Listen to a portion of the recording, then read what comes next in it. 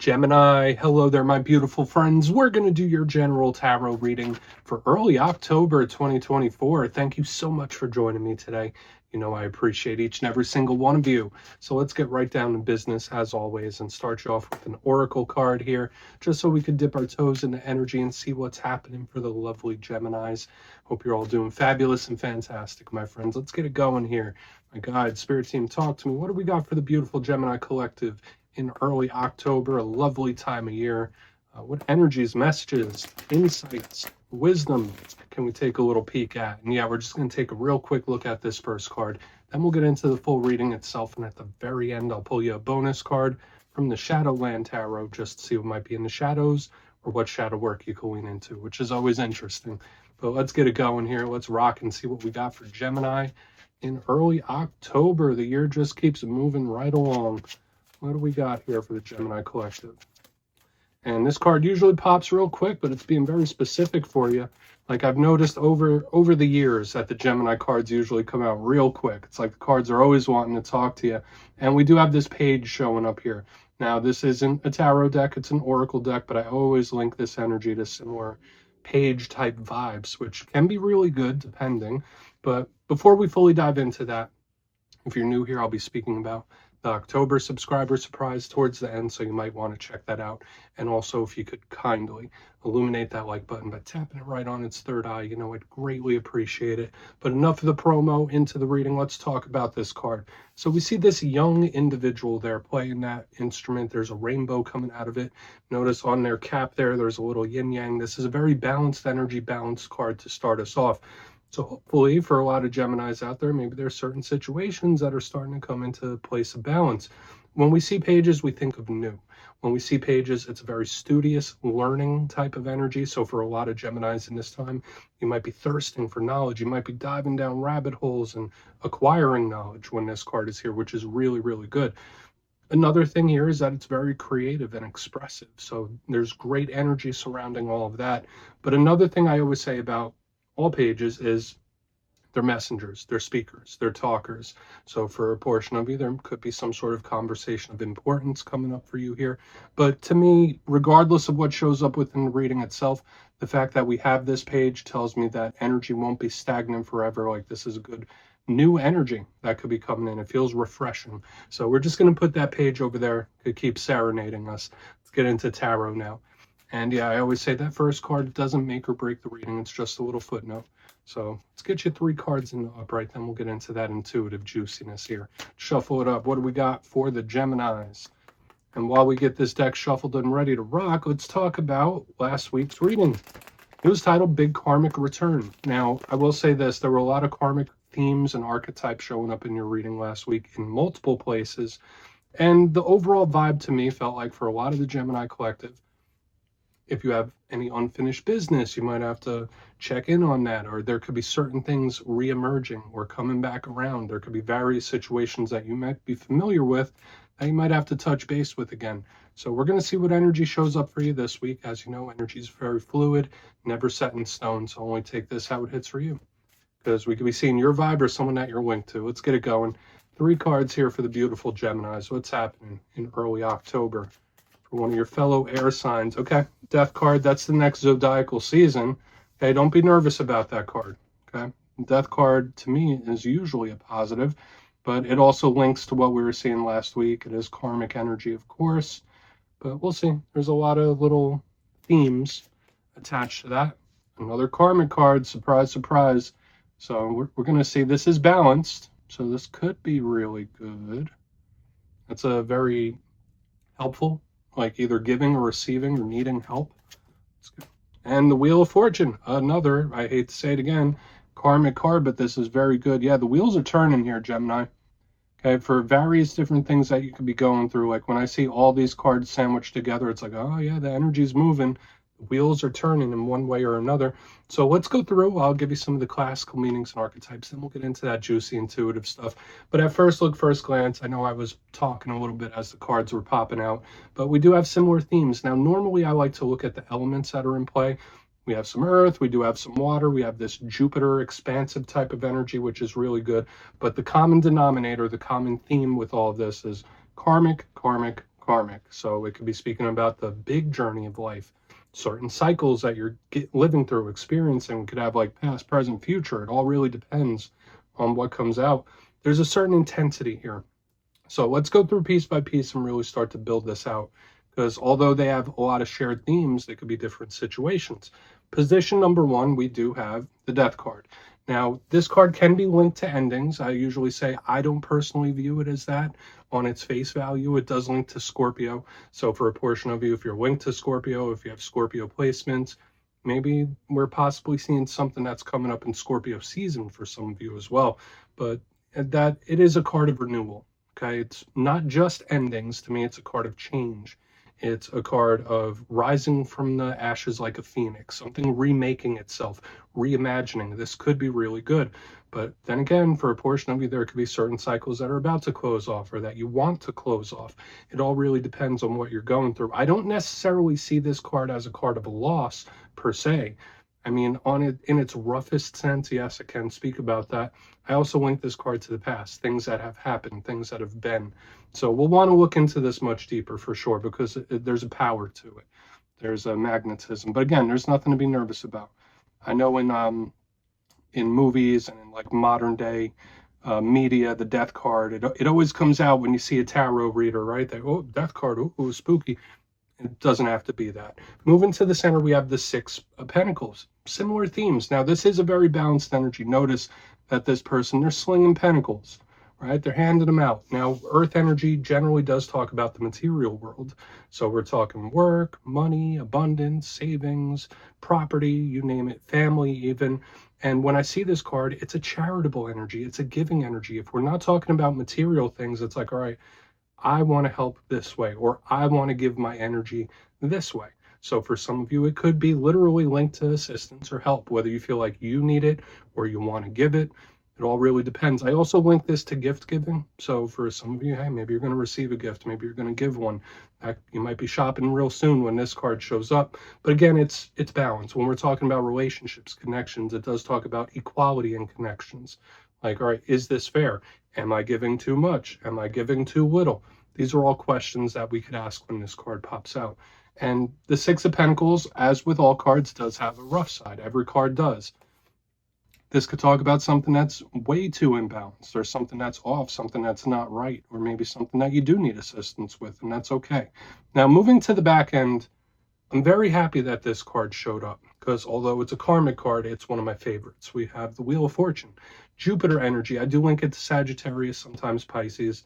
That's my own personal thing, though. And when I see anything linked to Jupiter energy, I think of expansion. I think of growth. I think of wins and victory. I think of luck. This is my four-leaf clover in the tarot deck. It's our lucky charm.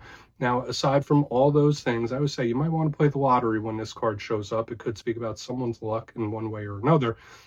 It's a very fast-moving type of energy. The wheel spins quick, so it's like from one cycle to the next, where things could be elapsing very quickly, surprisingly, unexpectedly. That's things I think about with this wheel, because it never stops turning.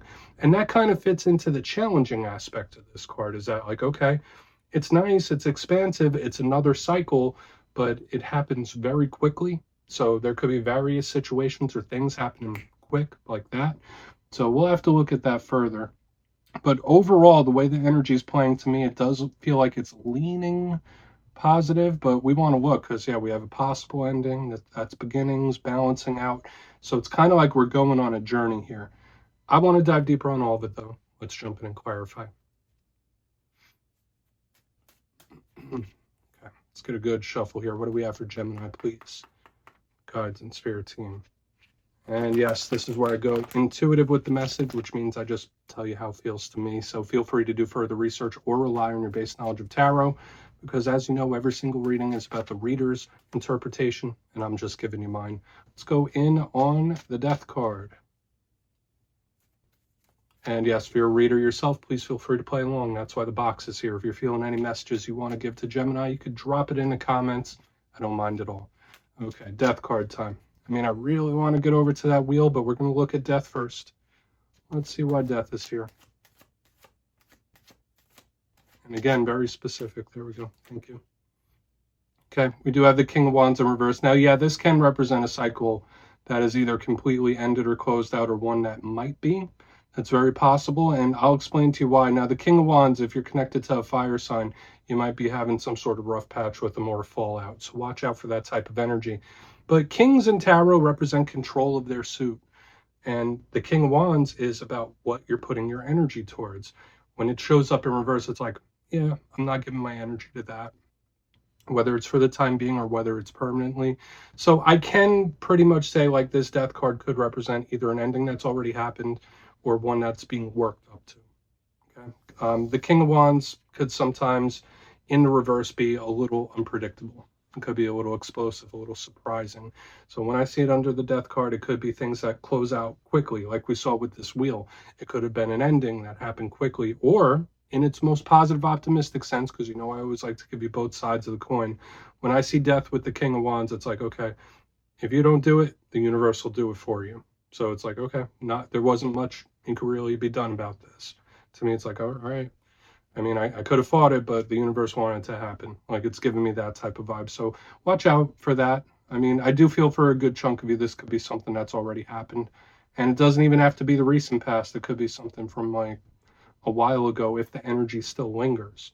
So we're just going to keep moving. Again, we're not going to dwell on it. It is what it is. Let's see what the Six of Pentacles has to say. Yeah, so that could definitely be. I know I feel like I pulled a similar thing for you like a month or two ago, so I mean, it could be referencing that. So why is the Six of Pentacles here? Thank you. Three of Swords. Okay, helping others will help yourself. Okay, that is a very, I don't want to say that's bizarre, because I do believe that, right? Like, and you know how they say hurt people, but healed people also can heal people. Okay. When I see the Three of Swords underneath the Six of Pentacles, that's the first thing that comes to my mind. That for a lot of you, if you are going through a rough patch, doing meaningful work or meaningfully helping others could really be healing for you and your soul and your energy. So that's just a little message for a portion of you. But again, when I see the Six of Pentacles with the Three of Swords underneath it, a portion of you might be feeling like maybe something wasn't fair, right? Maybe the scales were tipped. Maybe there was a situation you were dealing with where it was like, yeah, no, it wasn't balanced. I was giving, and wasn't receiving. Like, that could be a message for some of you too, where it's like I was always putting forth. What do I get in return? So like, we have some very specific messages here. Now, if that's not you, maybe that's how someone else is feeling, right? We can't, not judging anybody on their feelings here. So that's a double-pronged message. First and foremost, if you're still going through something, or your pain or scars, you could really help them by doing meaningful works with and for others. But aside from that, I do feel like for a portion of you, maybe you felt like you were just giving your all to something that wasn't being reciprocated. So let's move over to the wheel. And we're not going to stay on this a little too long. Let's see what the wheel has to say. Then we'll do a quick little recap before we get into the shadow. So why is the wheel in the mix?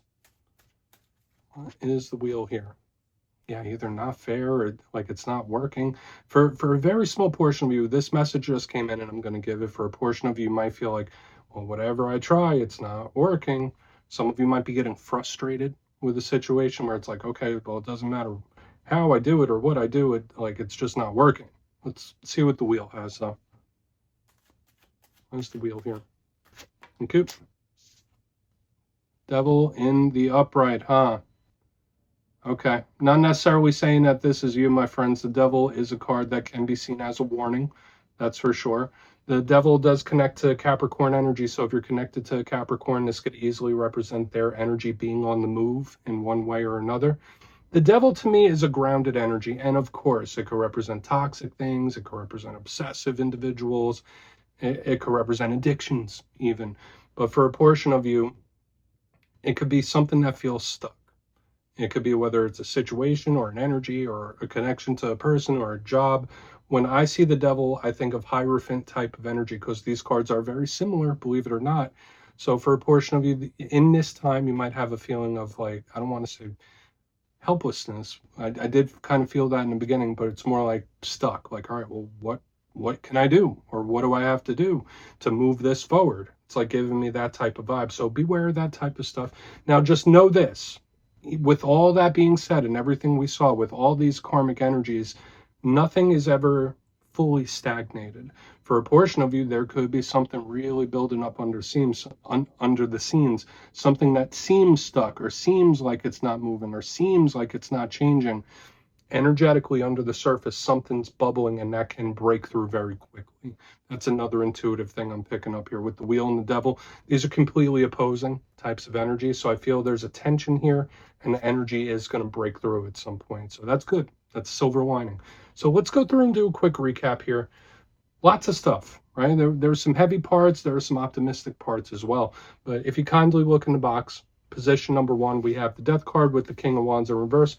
For a portion of you, yeah, this does represent an ending, possibly something that you're still working through, or something you're just deciding to not put so much energy towards. That could easily be it. It doesn't have to be anything major or life-changing.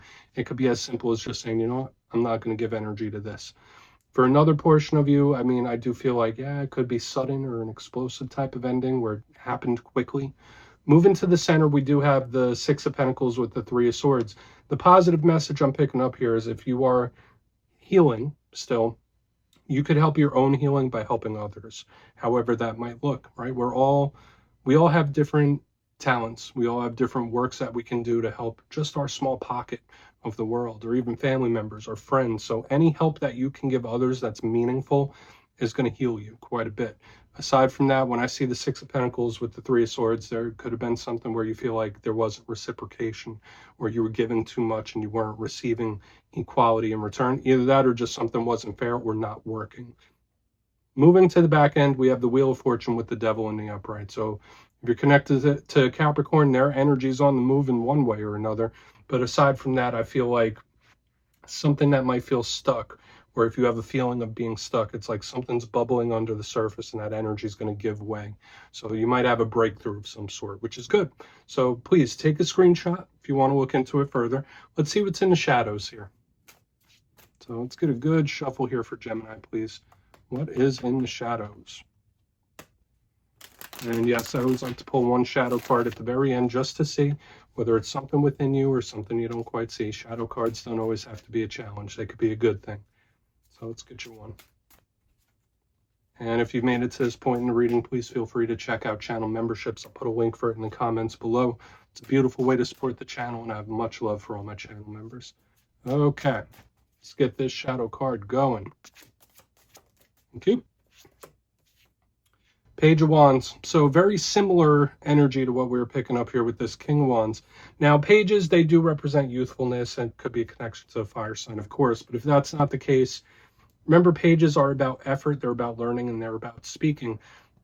When I see this in the shadows, it could be all about focusing where you're putting your energy in this time. So for a lot of the Geminis in the near future, like whatever you are focusing your energy on, you might need to readjust it. Possibly, like you might need to calibrate it. Like if you feel like you're feeding too much energy into one thing, maybe you should find other focuses. That's a big possibility here. But another thing with this Page of Wands, it can easily burn itself out. So it's very important for a lot of you to either pace yourself in regards to something or just calm it down. Let something simmer a little bit before any action is taken. That's just what I mean. And that's bizarre to see when we have an energy that could possibly feel stuck. But I do like this Page of Wands here showing up in the shadows to me, because it is incoming action. So Gemini, that's what I have for you this week, my friends. Don't click away just yet, though. I'm going to give you the details of the October subscriber surprise. If you would like to book a personal reading with me, you can check out my digital calendar for the month of October at my website, mastermetaphysics.com.